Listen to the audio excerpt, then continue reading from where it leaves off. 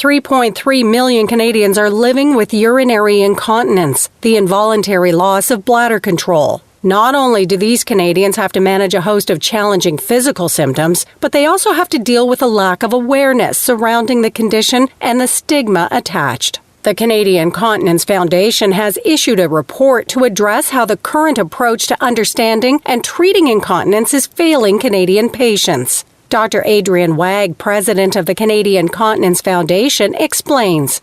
Urinary incontinence is an incredibly common condition amongst the Canadian population. It's part of the Canadian Continence Foundation's mission to raise awareness of the condition, but also to improve access to services and treatments for incontinence.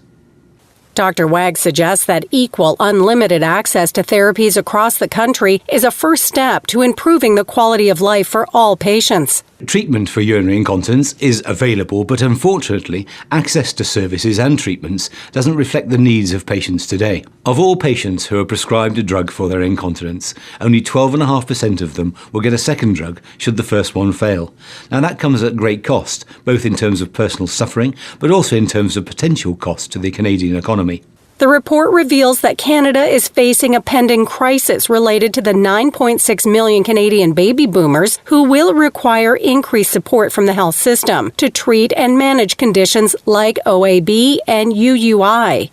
It's estimated that 30 to 40% of those aged 75 years and older will suffer from UUI. The report suggests that a coherent strategy ensuring access to various treatment options will help reduce the overall cost and individual impact of the condition. Longtime sufferer of OAB, Catherine Barr, highlights how it has affected her life.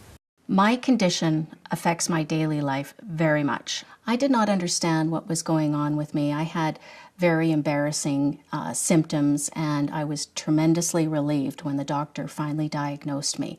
I have to plan every excursion very carefully.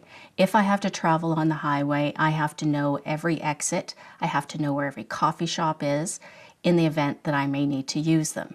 My worst nightmare is being stuck on the highway in a traffic jam where I am trapped. The key to success for patients and their physician is having the ability to juggle treatments around. There is no one-size-fits-all. People respond very differently to different medications. In virtually every clinic, I see patients who are not doing well on their single first-line therapy, and they do require a change in treatment to achieve optimal outcome. Having the ability to customize treatment plans, including access to medications, is clearly extremely important in achieving optimal patient outcomes.